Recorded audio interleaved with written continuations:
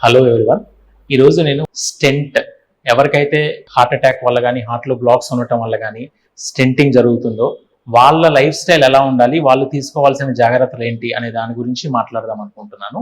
నా పేరు డాక్టర్ శ్రవణ్ పరవలి. నేను హైదరాబాద్లో కన్సల్టెంట్ కార్డియాలజిస్ట్ లాగా వర్క్ చేస్తున్నాను.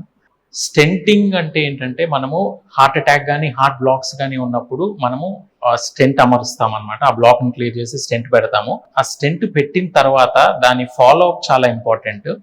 ఫస్ట్ మోస్ట్ ఇంపార్టెంట్ థింగ్ ఏంటంటే బ్లడ్ థిన్నర్స్ మనము స్టెంట్ తర్వాత వాడటం స్టార్ట్ చేస్తాము. అవి ఎట్టి పరిస్థితుల్లో మెడిసిన్స్ అనేది స్టాప్ చేయకూడదు. That is the most important thing. ఎస్పెషల్గా ఫస్ట్ 1 year చాలా క్రూషియల్ అనమాట. లేదంటే మళ్ళీ బ్లాక్స్ ఫామ్ అవడానికి అవకాశం ఉంటుంది. దాంతోపాటు అసోసియేటెడ్ రిస్క్ ఫ్యాక్టర్స్ ఏమైనా ఉంటే దాన్ని మనం ట్రీట్ చేసుకోవాలి.